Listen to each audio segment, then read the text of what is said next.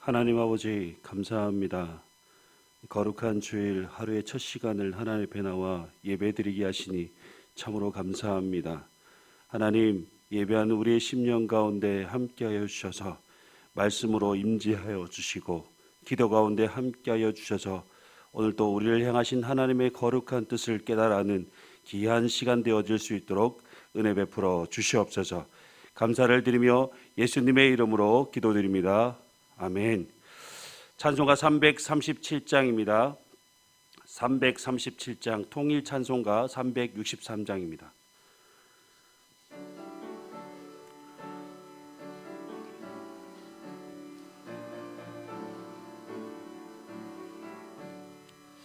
내 모든 시험 무거운 짐을 주 예수 앞에 아뢰이면 근심에 쌓인 날 돌아보사 내 근심 모두 맡으시네.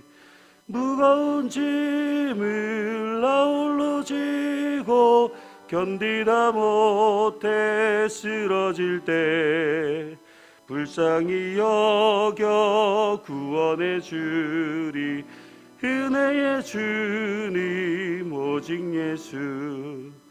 내 모든 괴로움 닥치는 환난 주 예수 앞에 아뢰이면 주께서 친히 날 구해 주사 넓으신 사랑 베푸시네. 무거운 짐을 나홀로 지고 견디다 못해 쓰러질 때 불쌍히 여겨 구원해 주리 은혜의 주님 오직 예수. 내 짐이 점점 무거워질 때 주 예수 앞에 아뢰이면 주께서 친히 날 구해 주사 내 대신 짐을 져주시네. 무거운 짐을 나홀로 지고 견디다 못해 쓰러질 때 불쌍히 여겨 구원해 주리 은혜의 주님 오직 예수. 마음의 시험 무서운 죄를 주 예수 앞에 아뢰이면 예수는 나의 능력이 되사 세상을 이기 힘주시네. 무거운 짐을 나홀로 지고 견디다 못해 쓰러질 때 불쌍히 여겨 구원해 주리 은혜의 주님 오직 예수. 오늘 말씀은 욥기 24장입니다. 욥기 24장 1절에서 25절까지 말씀. 구약성경 784면에 있습니다. 욥기 24장 1절에서 25절까지 말씀 교독하시겠습니다. 어찌하여 전능자는 때를 정해놓지 아니하셨는고 그를 아는 자들이 그의 날을 보지 못하는고.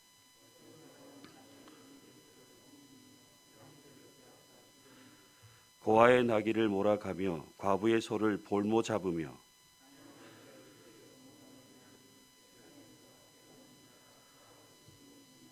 그들은 거친 광야의 들나귀 같아서 나가서 일하며 먹을 것을 부지런히 구하니 빈들이 그들의 자식을 위하여 그에게 음식을 내는구나.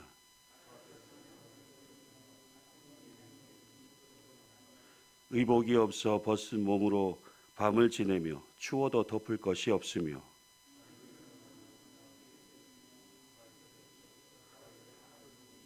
어떤 사람은 고아를 어머니의 품에서 빼앗으며 가난한 자의 옷을 볼모 잡음으로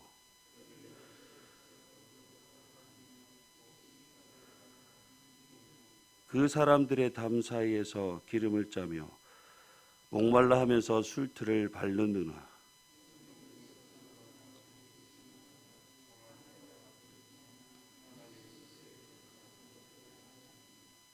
또 광명을 배반하는 사람들은 이러하니 그들은 그 도리를 알지 못하며 그 길에 머물지 아니하는 자라.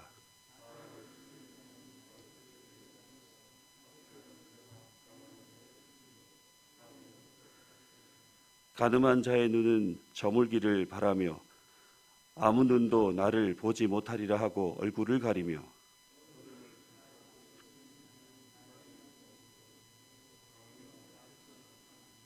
그들은 아침을 죽음의 그늘 같이 여기니 죽음의 그늘에 두려움을 알미니라.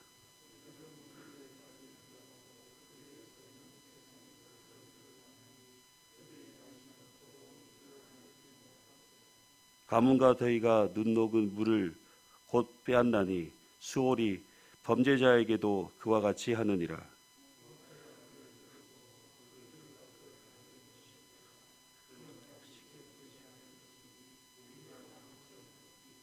그는 임신하지 못하는 여자를 박대하며 과부를 선대하지 아니하는도다.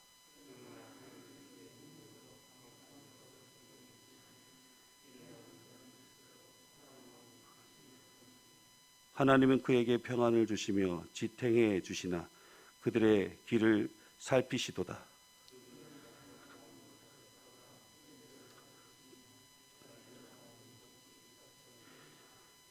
가령 그렇지 않을지라도 능히 내 말을 거짓되다고 지적하거나 내 말을 헛되게 만들 자 누구랴. 아멘. 오늘 말씀은 엘리바스의 변론에 대한 욥의 세 번째 답변입니다. 욥은 세 친구들과 변론을 거듭하면서 하나님에 대한 불평을 토로하고 있습니다. 오늘 말씀에서 욥이 불평하는 내용은 하나님께서 왜 악한 자들을 그냥 내버려 두시느냐라는 것입니다. 욥은 하나님을 향하여 어찌하여 전능자가 시기를 정하지 아니하셨는고 어찌하여 그를 아는 자들이 그의 날을 보지 못하는고라고 불평을 털어놓고 있습니다. 욥의 입장에서 의로운 자를 변호하시고 악인을 보응하는 시기를 어느 누구도 모르고 오직 하나님만 그 시기를 아시는 것에 대해서 불평하고 있습니다. 그리고 욥은 하나님의 공의가 이 땅에 서지 못하는 것에 대해 한탄하고 있습니다. 이 땅의 악한 일을 일삼는 자들의 행동에 대해 성경은 열거하고 있습니다. 하나님께서 가장 싫어하는 것 중에 하나가 이웃의 것을 탐하고 빼앗는 것이고 특히 고아와 과부의 소유를 강탈하며 힘없고 가난한 자들의 것을 빼앗아 취하는 이런 악한 행위를 하는 이들을 저주할 것이라고 말씀하셨는데 왜 이런 자들을 가만히 두시는지 욥은 마음이 불편합니다. 그러면서 악한 자들에게서 쫓겨난 사람들이 어떠한 형편에 있는지에 대해서 하나님께 탄식합니다. 6절에 보시면 밭에서 남의 꼴을 베며 악인이 남겨둔 포도를 따며 의복이 없어 벗은 몸으로 밤을 지내며 추워도 덮을 것이 없으며 산중에서 만난 소나기에 젖으며 가릴 것이 없어 바위를 안고 있다고 하면서 하나님은 왜 이들을 고통당하도록 하시는지에 대해서 탄식하고 있습니다. 욥은 계속해서 악한 자들로 인해 고통당하는 자들의 삶에 대해 구체적이고 자세하게 설명하면서 왜 이런 악한 자들을 그냥 내버려 두시는지에 대해서 불평하고 있습니다. 사실 우리가 사는 세상은 너무나 불공평한 것들이 많습니다. 우리가 보기에 악한 자들이 잘 되는 것을 보게 되면 괜히 하나님은 왜 가만히 계시는 건지 의문을 가질 때가 있습니다. 그리고 그 악한 자들로 인해 고통 중에 있는 사람들을 보면 더욱 하나님에 대한 불평이 더 높아지게 됩니다. 하나님은 왜 악인들이 강성하도록 내버려 두시는지에 대해 인간적으로 참을 수 없고 그저 하나님이 원망스러울 때가 있습니다. 악을 행하는 자를 보면 이들은 하나님의 법을 떠나 악한 일을 계속해서 일삼으며 자신만 잘 먹고 잘 사는 것을 위해 주변의 다른 사람에게 피해를 주거나 악한 행동을 하는 것에 대해서 죄의식이 전혀 없습니다. 악한 자들은 미래에 주어질 하나님의 심판에 대해 전혀 생각하지 않습니다. 오로지 현재의 자신의 안락한 삶을 추구하는 것에 마음을 두어 있기 때문에 주변 사람들을 괴롭히는 것은 또한 그들의 즐거움이 되는 것이죠. 하나님께서 왜 악한 자들의 형통을 그대로 두시는 것일까요? 여러분, 하나님의 저주 중 가장 큰 저주는 무관심하는 것, 곧 그대로 내버려 두시는 것입니다. 악한 길에서 돌이키도록 일깨워 주시는 것이 아니라 가만히 두어 그들이 하나님의 심판을 받게 되도록 내버려 두시는 것입니다. 욥은 악한 자들의 형통에 대해 불평과 탄식을 하고 있지만 그래도 여전히 악한 자들에 대한 부흥이 있을 것이라고 믿고 있었고 그것이 지연되고 있을 뿐임을 믿었던 것입니다. 말씀을 묵상하면서 다윗을 생각하게 되었습니다. 사울에게 시기와 미움을 받아서 광야로 내보냈던 다윗이 얼마나 많은 고난과 역경의 시간을 보내게 됩니다.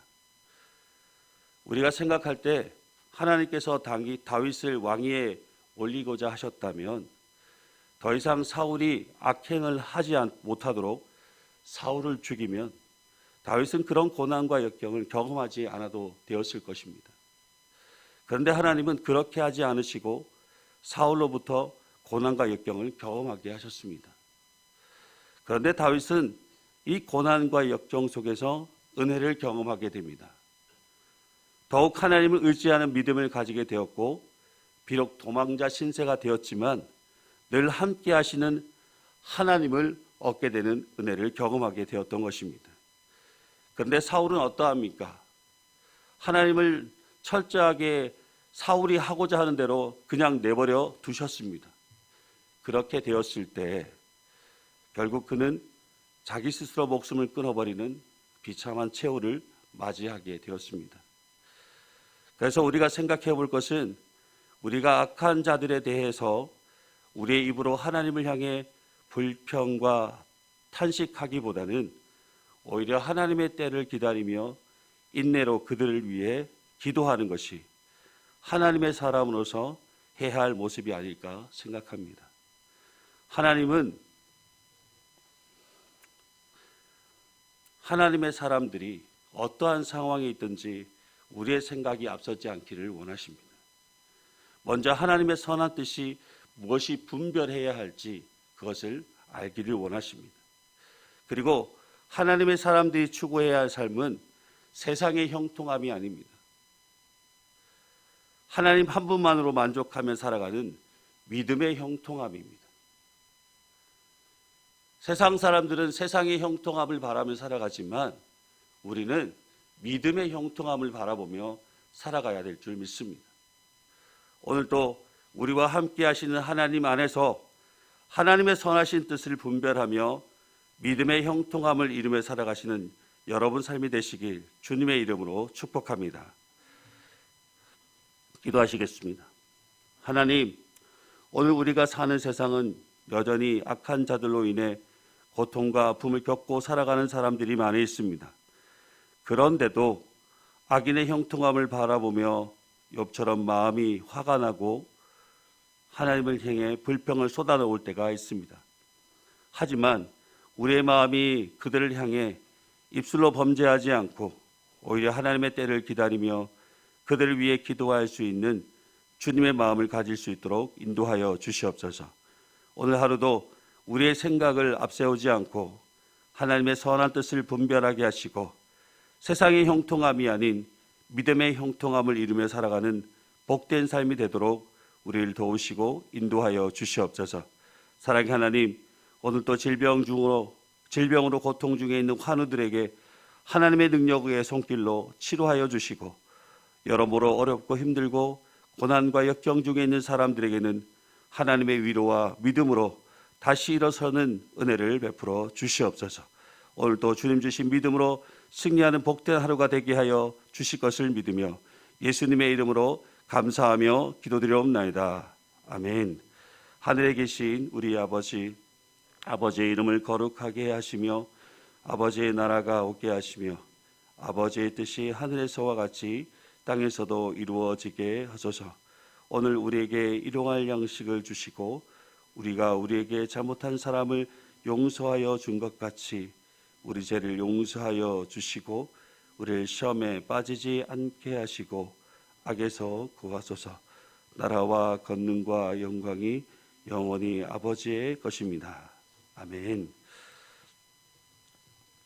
함께 기도하실 때에 위드 코로나가 사회 전반적으로 잘 정착되어서 우리의 일상이 회복될 수 있도록 기도해 주시고, 해외에서 선교하시는 우리 선교사님들을 위해서 예배가 회복되고 추수감사절을 맞이하여서 총 출석주일을 할 텐데 많은 성도들이 예배에 참석할 수 있도록, 그래서 예전처럼 함께 모여 예배 드릴 수 있는 귀한 은혜가 있을 수 있도록 위해서 기도해 주시고, 교회 학교 부흥과 성장을 위해서 우리 고3 수험생들을 위해서, 질병 중에 있는 환우들과 암투병 중에 있는 우리 중증 환자들을 위해서 기도해 주시고, 또 여러분의 개인적인 기도 제목을 가지고 함께 기도하시다가 돌아가시길 바랍니다. 다 같이 기도드리겠습니다.